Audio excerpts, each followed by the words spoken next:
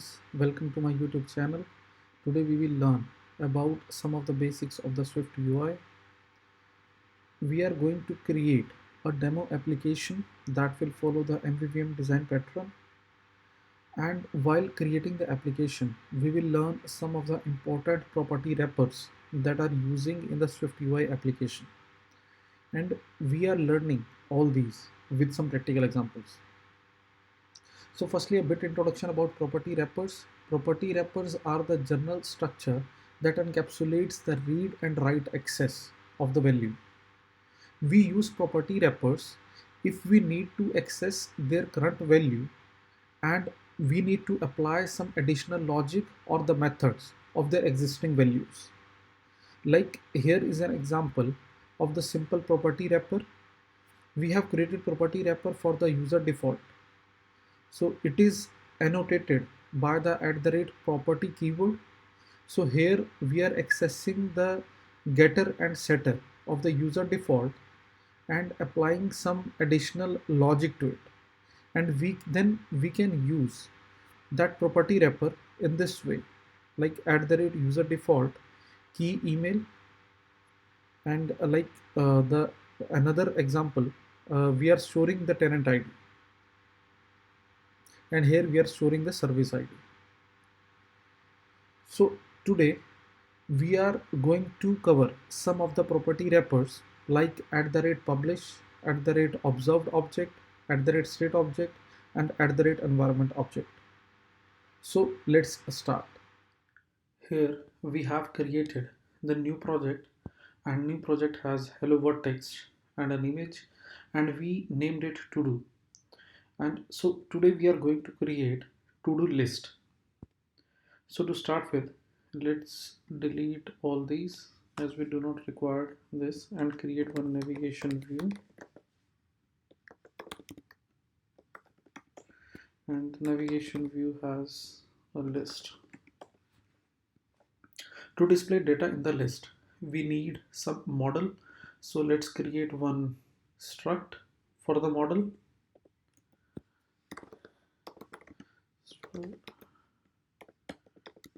To list model,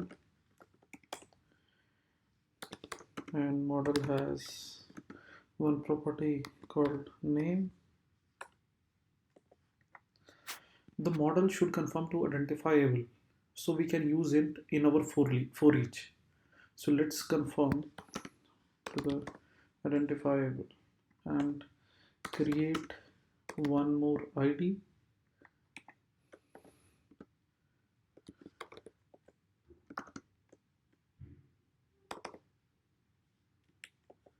So it is just a random number.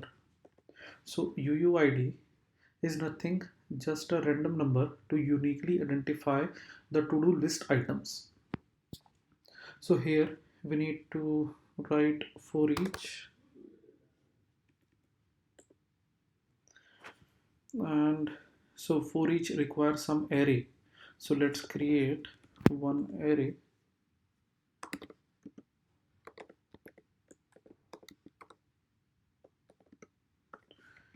This is an array of to-do list model, and we can pass the array here. So this is accepting closure, so we can simply write it.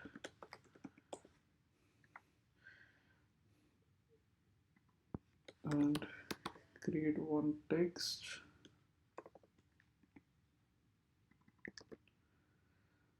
We need to access the array items, item n, and we can access the array item dot name. So this should find. So let's add some data in the array. So for this, let's create own appear and get to do items is the method that we are going to define here. function get to do items. Let item 1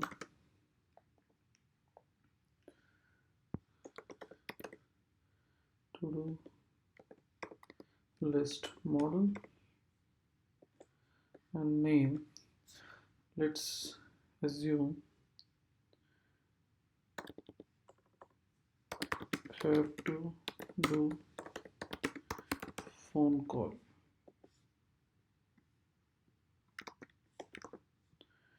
Item 2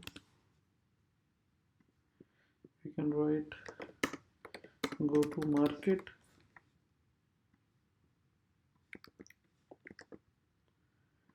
Item 3 need to pay electricity bill.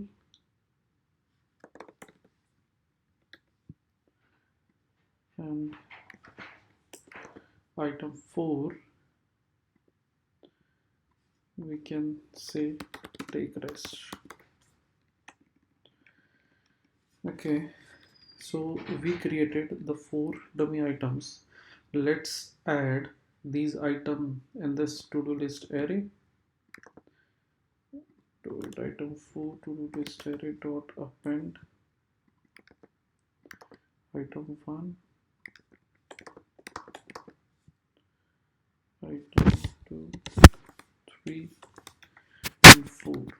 So when this view appears, we are going to call this method get to do items. So now we are getting an error here, cannot use mutating member, as we are adding the items in the array, we are modifying this array. We already know we cannot modify the items within the array, we cannot modify so we need to add at the rate state here, so we can modify this array. Here we have the list of to do items, but if you see, we have done all the code in a single file. Like this is our view code and this is our code where we are holding our data, and this is our model. This is fine in the smaller project, but in the bigger applications, imagine if you need to fix something in the view, then you need to figure out which one is the view part and which one is the data part. Then it will be a problem for you. So now let's divide into the MVVM pattern. Create folder for model,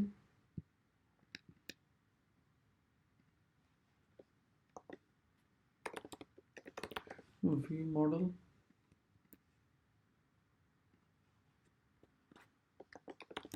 and view,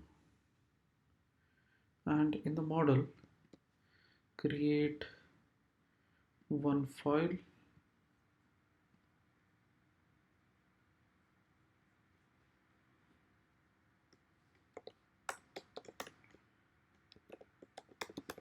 to-do list model, and let's move this code from here to the model class. Create one more file named view model and to-do list view model.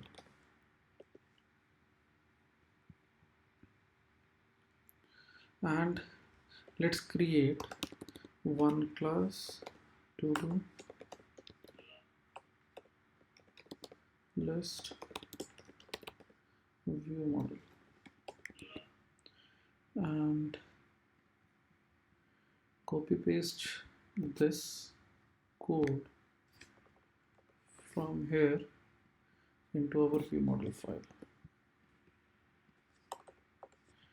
and also copy this array, and let's comment this out as well. to here.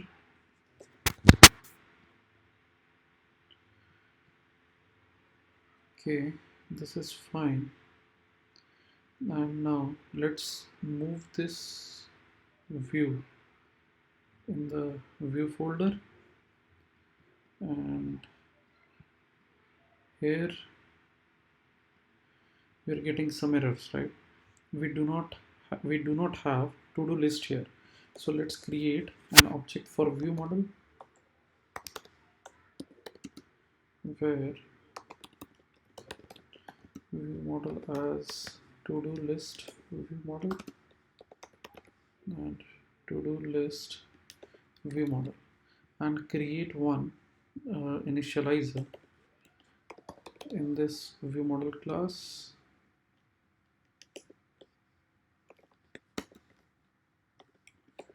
and simply call this method get to do items. So now this would be the, instead of to-do list, this would be view model dot to-do list, and we can remove this code as we are initializing this, or when we are initializing the view model, we are already calling this method here in the view model. So this has some data. So now our list load again. So this is working fine. So here is our list. Now let's assume, instead of populating the data directly from here, we need to get it from API. So the API should work in an asynchronous manner, and there would be some delay, right? So let's add some delay to reproduce the scenario. Dispatch queue dot main dot async after, and adding time here now of 3 seconds, as this is the closure, so we can add it like this. So we need to add self here.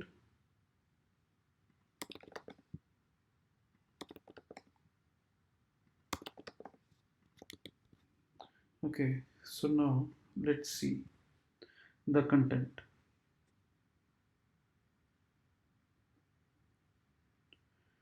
So this content is not loading, means if there is a delay in the data, so our list is getting empty. To solve this, we need to write the property wrapper at the rate published in front of the array. So this publish keyword alert the view model, hey, I'm going to do some changes in the array, and this value is updated. And so this view model emit the changes, we need to mark it as an observable object. So what the publish keyword is doing, the type that publish a property mark with an attribute. So the publishing a property with a publish attribute create a publisher of its type, or we can simply check this when the property changes. Publishing occurs in the property will set block, meaning subscriber receives a new value before it actually sets on the property. So the subscriber will receive its value before the value actually set on the property. And what the observable object? So observable object, the type of object with a publisher that emits before the object has changed. So it emits the changes before the actually changes happen. And so this view should get notified whenever there is a change in the view model. We need to mark it as observed object. Sorry, observe object. So we subscribed that observable object, this observable object, to here in the view, and this observable object is inherited from any object, so only classes can inherit this protocol. Okay, so now our functionality is working fine. So it's refreshed. But the problem with observed object is whenever your view recreated or the reload, this object is again recreated. So in your bigger application, this will create a problem. Like sometimes it might happen your body reloads, but your view model doesn't create it at that time. So this is how it behaves and this is how it is created. So to solve this problem, Apple provided there is another property wrapper which is at the rate state object.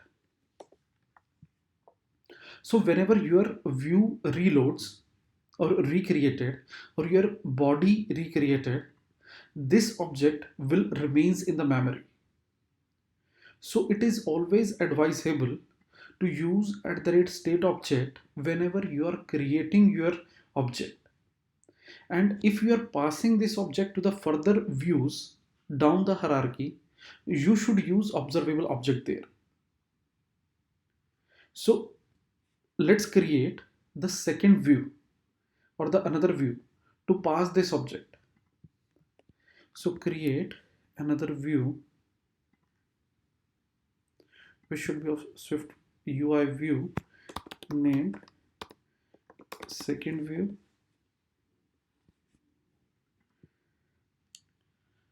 So remove this hello world and create one navigation view, and in the navigation view create Z stack and give some color to the view, ignore safe area, and within this take one VStack has create one for each, and we need the data to load it here. So let's create one array observed object where view model as ToDo List view model.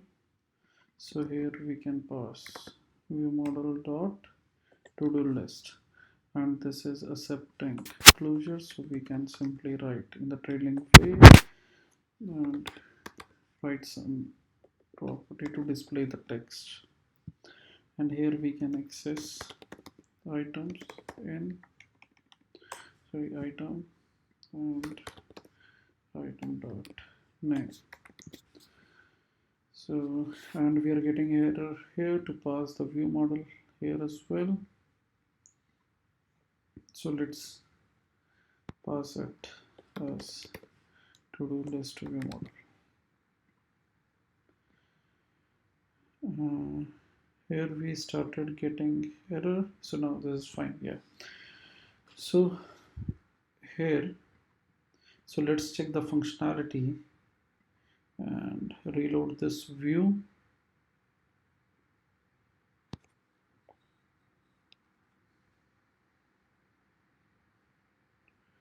So our list populated after 3 seconds. So here we have this arrow and this is our second view. So this is working fine. So let's note it down here, like this is the thumb rule. Whenever you create any object, mark it as state object, and whenever you transfer the object to the another view, mark it as observed object.